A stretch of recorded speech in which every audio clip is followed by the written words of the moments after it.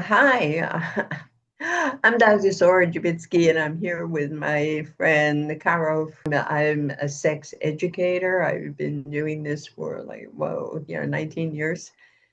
And there's always something fascinating, always something new, always something to talk about.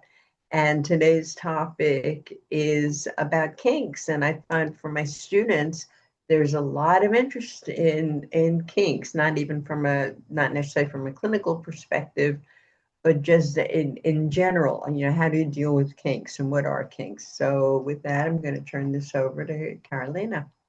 Thank you. If you're new here, welcome. And this channel is mainly about sex education and different societal topics that people tend to stray away from talking about. So we want to make it a little more comfortable for you guys. So for today, we're going to talk about BDSM and kinks.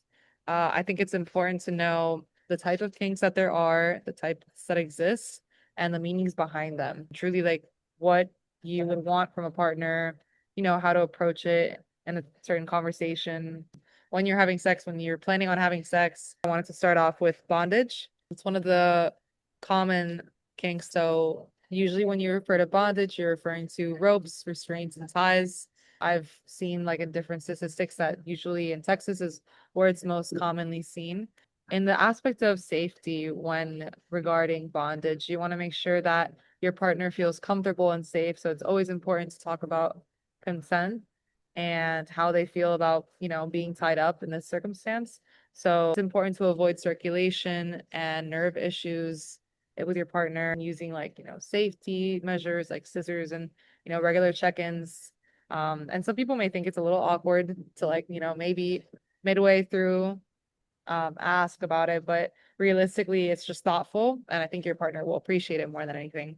The psychology behind it goes within trust and vulnerability because realistically, when you're having sex with someone and they tie you up or, they use some sort of bondage, you're pretty much trusting them, with your life because they could leave you tied up, and go away and, maybe you can't cut loose and it's just something that can be dangerous. So it's important to trust the people that you have sex with and the people that you experiment with, within kinks. It's important to have emotional communication as well. Bondage can affect how someone feels. Sometimes people do these things out of pity, like they just try to admit to the other person, but they don't realize that they're hurting themselves. So it's just important to talk about those things.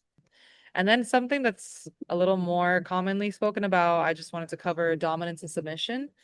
So, dominance and submission isn't really seen as coercion or abuse, but more as like a power exchange. So, it's just important to cover these things with your partner and, know about what they like doing, what you like doing, and maybe who likes taking more charge during sex. And also, like, this can be different regarding a relationship scene. Like, maybe throughout the relationship, one person could be a little more dominant while the other can be more submissive, but then things change, when it comes to sex because people have different pleasures, different wants and needs during sex. So it's just important to have communication towards those things. It's also important to have, maybe written or verbal contracts to talk about specific things that you may want to cover within what you like, what you don't like. Safety words as well are important so you can be aware of where to not cross the line. And I know Dr. Soar and I were speaking about this earlier, but in the movie 50 Shades of Grey, there was actually a scene where I think the guy's name was Chris. He asked the girl like to sign like a contract within like all the rules and regulations that she needed to follow. So it's just again another important factor. And it may seem like overdoing it, like, oh, why do I have to sign a contract to have sex with someone? Like, but in the aspect of when it comes to kinks, it's just important to lay things out very clearly, and make sure that nobody gets hurt because at the end of the day, like this is your psychological well-being and you don't want to mess that up. Another topic that I have looked into is discipline and punishment. So this is goes more towards degrader type of subjects. So some people enjoy doing this more for role play, which also goes into like sadism and masochism. So sadism is when people enjoy giving pain, and masochism is when people enjoy receiving pain. So, in the sense of role play, people usually find pleasure from these things, or receiving that sort of intensity gives them like this drive during sex that they enjoy. Some people enjoy pain as like a sensory and an emotional experience that may excite them, and it can release endorphins, release and trust, and all those feelings inside that may tickle your gut. Like it's how it kind of relates to how people have like a certain part of their body which you can't tickle because they'll start dying of laughter. It's kind of like that with kinks. It's not something that you necessarily pick and choose, but more of something that you feel innately happy about, something that you want to experience. And then it's also just important to remember that aftercare and understanding what your partner wants maybe after sex. Sometimes it may feel like almost like you're acting in a movie, like, start, finish. And then once, everything is done, you want to make sure that your partner feels okay and things are not just said and done and over, but you have that sort of trust and communication with your partner. To go back to like sadism and masochism, we have impact play like spanking, paddles, like flogging, things like that. So people like to use different tools sometimes within demonstrating their kinks. And so in that aspect, it's even more important to know safety words and just being precautious of what your partner enjoys, what your partner doesn't enjoy, so you don't inflict serious pain. And yeah, like a lot of the times people enjoy these different things because of sensory, like I mentioned beforehand. Like blindfolds, temperature, texture, sounds can really like enhance the sexual experience for someone.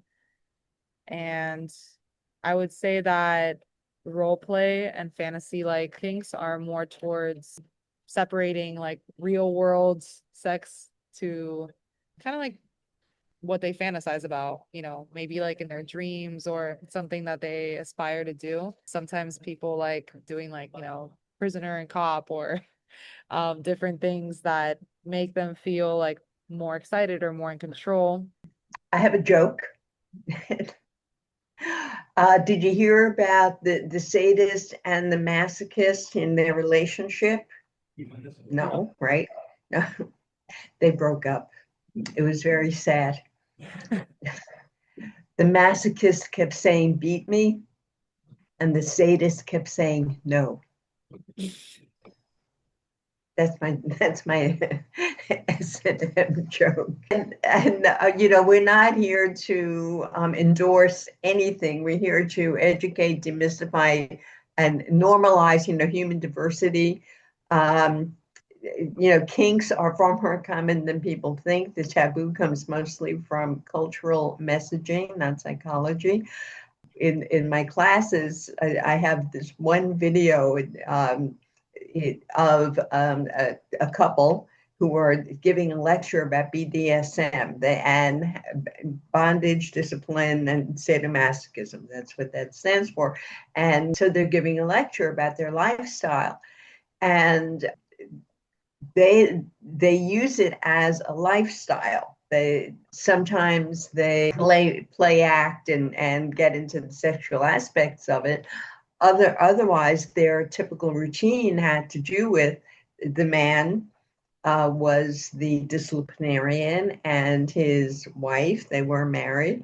She was the subject.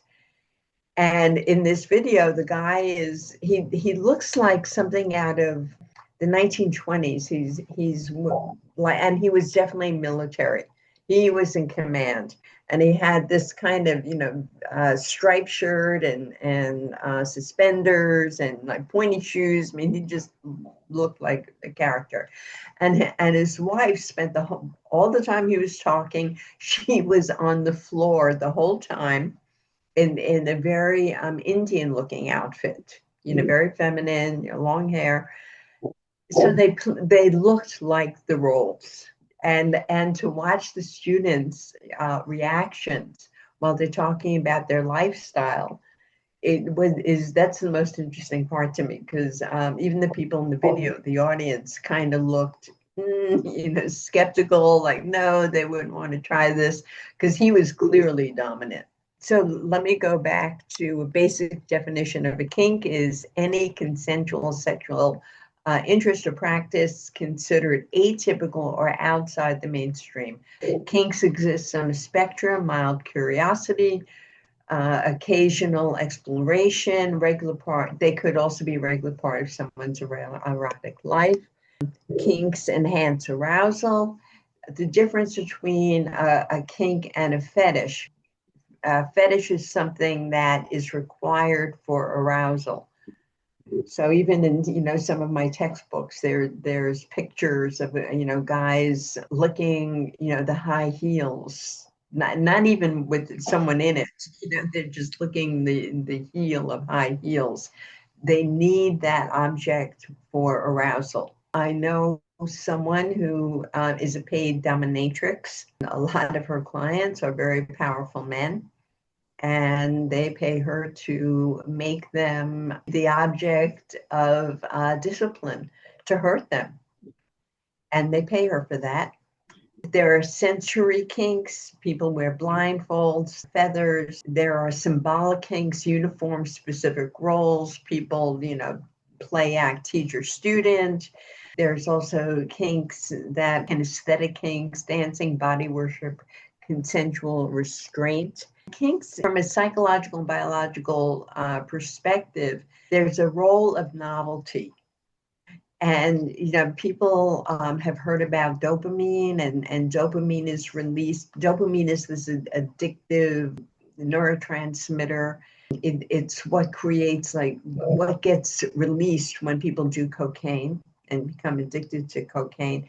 Gambling will release dopamine. Dopamine is also released by the number of likes you get on a Facebook page. Human beings have fantasy and symbolic imagination, unlike other species. Some of the things I discuss in my classes are motivations I've discovered that have to do with why people have sex. And one of the motivations is people actually have sex to abuse people, to objectify people. And that's really important to know if you're going to enter into some kind of a kinky relationship. Make sure that it's mutual. Make sure you can trust this person. Make sure you have the safe words. Kink requires more consent. There's been an increase in the practice of choking. It's almost become normalized.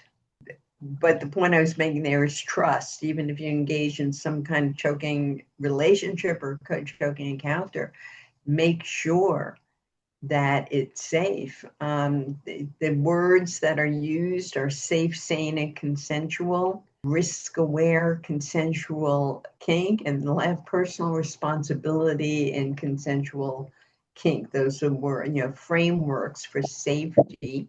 So I wanted to go back to what you had mentioned about choking and how it's quote unquote popular. I would say that most of the time, being a psychology major, I think a lot about how this is rooted maybe from childhood. Sometimes people go through abuse in their childhood, and due to that, they become actively more sexual and they enjoy the things that they went through beforehand, but in the sexual aspect, sometimes it becomes like a reverse almost. Mhm. Not only that, but I think a lot of the time this goes into the dominance and submission category, kind of like a way of losing control. And when you're like getting choked, you're also like your airflow is being restricted, and that's releasing some sort of endorphins and adrenaline to you, which may please you or excite you. And I think it's also just part of the reason of why people like role play and just feeling like, there's like a danger going on, even though like in the back of their mind they know that this is all just like role play at the end of the day. It's not real, but in the moment when, they feel that passion during sex, they want that. I'm not exactly sure of why it's popular in this time and age, but I would say that those are the reasons of why it is in existence. Something I didn't cover exhibitionism and voyeurism, which, just to mention like what they really mean. Voyeurism and exhibitionism is basically when you enjoy being seen or observing other people having sex. Usually comes from curiosity and just overall. I think some people like grow up knowing that they have like quote unquote staring problems, or they just find themselves like very much into the idea of watching. This may come also from a habit of watching pornography and wanting to see it in live action. Or I guess in the aspect of wanting to be seen, they just feel extremely confident and just want, other people to view them. Something that's not talked about too often is like pet play and age play, which go more into role play as well, but at more of an intense level, which, as the names say, age play is usually when you act a different age, and pet play is usually when you act like an animal. Some people like being put in cages, or, there can be many different extremes, or it can just be something as simple as like a bark. Common paraphilic interests, these are less common. And you mentioned pets. So that's called zoophilia. There's coprophilia, that's sexual arousal from contact with feces.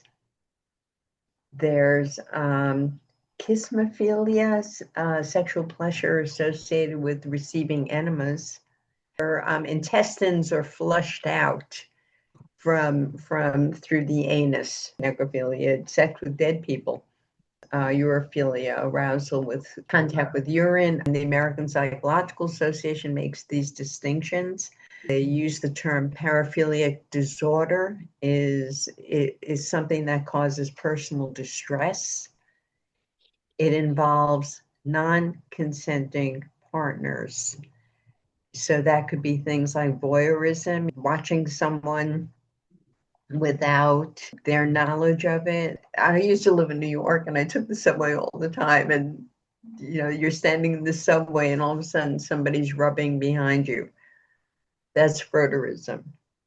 And the best thing to do in that case is yell, make a scene, make other people aware, shame that person so they get off at the next stop. Non-consensual, and it can cause impairment. So if you're alive, if you have a fetish, a high heel fetish, and you're spending a fortune on high heel shoes, that's interfering with your life. If somebody can't live a life without the fetish, then it's a problem. And if it's interfering with other people's lives, it's a problem. And when to seek help, if the shame feels overwhelming, if the behavior feels compulsive, if the partner feels pressured, if the behavior violates laws or boundaries, and if fantasies cause anxiety or self-harm. If it's interfering with your life, then you have a problem. So I just want to say thank you for coming to view our video today. If you have any questions, you can definitely leave one in the comment down below. And send this to anyone that you think might find this insightful or informational. And as always, just remember that consent is sexy. I hope you found this interesting. I hope you found it helpful. You can read more of my work on Substack. The link will be in the notes below. And my book should be coming out in about after Thanksgiving, like 3 or 4 weeks. And it's about intimacy. Intimacy, the sacred space between us. How exciting. And it will be available on Amazon and Barnes and Noble, and I'm excited about that. I'm also excited. We'll see you next time with more interesting topics about sex, sexuality, which I'm convinced are, like the driving forces, like Sigmund Freud said, these are the driving forces of human beings. You're right. Well, So we'll see you soon. bye. See you soon.